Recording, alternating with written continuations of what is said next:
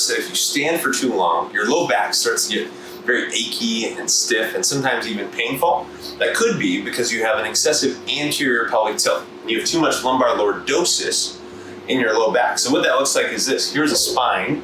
This is your pelvis here. If your pelvis is tipped forward, what that does to your lumbar spine is it actually forces you into more extension this way, right? And I'm being extreme here just to show a point.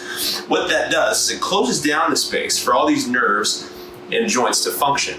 Whereas normally you should be in more of a neutral pelvic position that creates more space for these joints and nerves and muscles to function appropriately the way that they were designed to. Now, we've gone over some exercises in the past about how to loosen up the muscles around the spine, make you feel better temporarily, but today we're going to go over an exercise to strengthen the muscles of your pelvis and lumbar spine and your core to maintain this position throughout the day.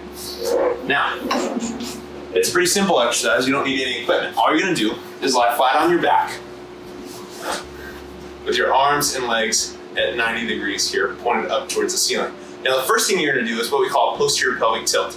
So in doing that, I'm going to suck in my belly button just a little bit, squeeze the muscles of my abdomen and my core, and flatten my back against the surface underneath me. So I can't slide my fingers underneath my low back because my core muscles are keeping my spine stable.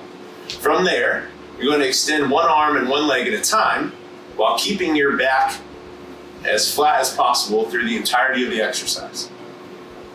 Now you want to make sure, especially as your legs extend, your back doesn't start to arch up this way. So in this position, I can slide my fingers underneath my low back. That would be wrong. Make sure rib cage is down, abdominal muscles are engaged, keeping your spine nice and neutral for the entirety of this exercise.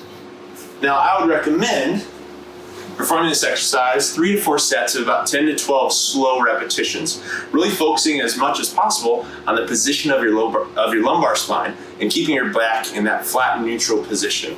That will really be most beneficial for you.